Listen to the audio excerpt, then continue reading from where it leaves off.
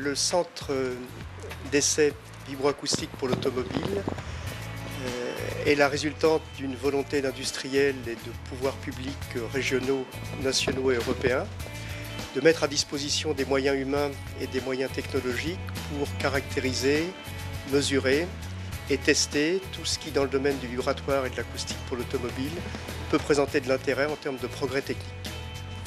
L'équipe d'une douzaine de personnes est fortement marquée par un niveau de compétences très élevé, avec des métiers axés sur des formations d'ingénieurs et de techniciens. Et cette équipe est renforcée ici au CEVA par des moyens techniques modernes, performants, qui permettent de répondre à l'ensemble de la communauté du transport, à la fois l'automobile, mais désormais l'aéronautique, le bâtiment, les travaux publics et bientôt les collectivités locales.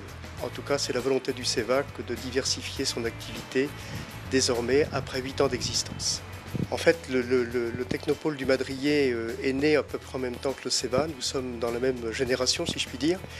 Et on a trouvé un intérêt assez important de nous réunir auprès du technopôle et de nous fédérer avec les autres entreprises, avec 2 axes. S'appuyer sur le technopôle pour mutualiser un certain nombre de fonctions, notamment promotionnelles, dans le domaine du développement de nos activités, dans le domaine de représentativité auprès des collectivités locales, régionales, internationales, les salons, les foires. Et là, le technopôle nous sert de vecteur et de support de communication pour nous représenter et nous faire participer. De la mutualisation de moyens qui sont des moyens plutôt opérationnels dans le domaine de tout ce qu'on peut partager avec d'autres entreprises, laboratoires publics et universitaires du technopôle.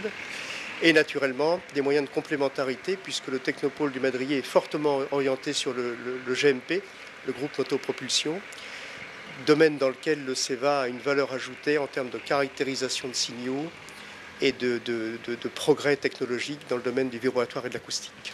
Le CEVA intervient sur le véhicule dans sa globalité, sur des problématiques de confort, de bruit intérieur, de vibration et également de fiabilité.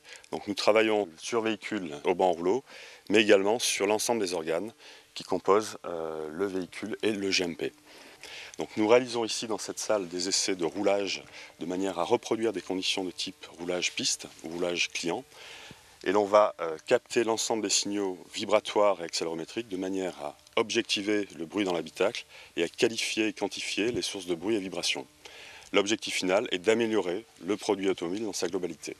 Je réalise dans cette salle des essais sur véhicules, des essais acoustiques et vibratoires.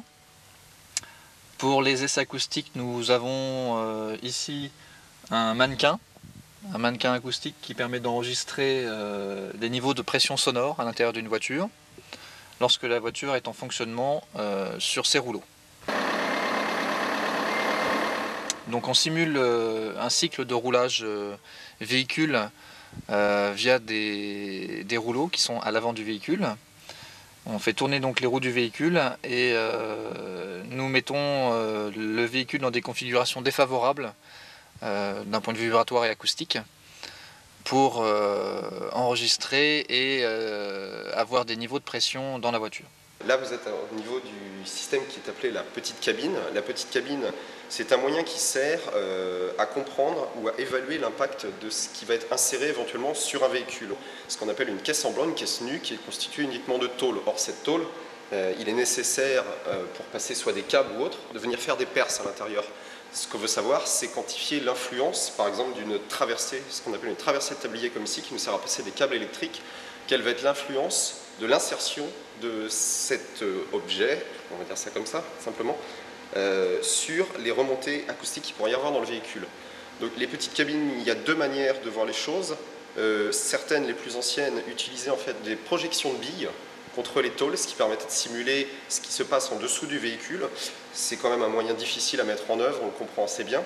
Donc nous, ce qu'on utilise, c'est la petite cabine qui est la plus standard, qui utilise une source acoustique à très très fort niveau, qui va nous permettre donc tout d'abord de comprendre qu'est-ce qui se passe avec simplement une tôle nue, et ensuite on va tout simplement simuler l'insertion de cet objet, cet insert dans la tôle nue, et en faisant la différence tout simplement entre le comportement de la tôle et le comportement avec cet insert, comprendre quel est l'impact de cette insertion sur le véhicule.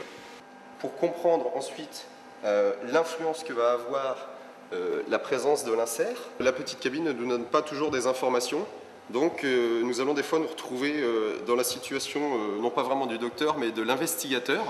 Et pour simplement localiser des sources un peu plus précisément, on utilise simplement un stéthoscope qui s'avère être un outil très efficace lorsque l'on veut tout simplement écouter très précisément autour d'une traversée quels sont les endroits qui sont susceptibles de présenter des fuites acoustiques majeures.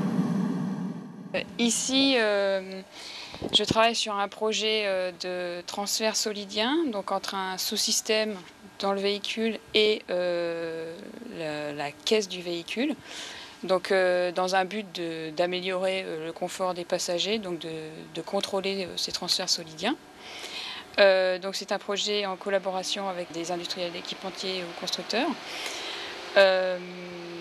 Donc on va travailler sur différents sous-systèmes. Donc ici on a un sous-système qui est un GMV, un groupe moto-ventilateur. Le dispositif expérimental nous permet de caractériser en fait les efforts qui passent entre le sous-système et la caisse. Et donc nous voulons contrôler ces efforts pour réduire le bruit à l'intérieur de l'habitacle.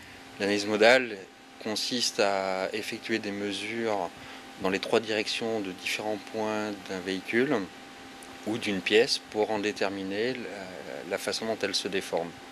On a ici devant nous donc un véhicule, on a un vibromètre, donc une mesure qui s'effectue avec un laser.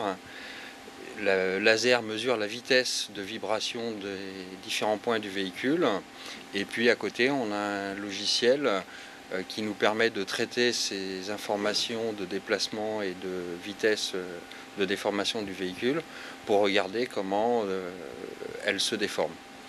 On a aussi associé à ce moyen d'essai vibromètre à balayage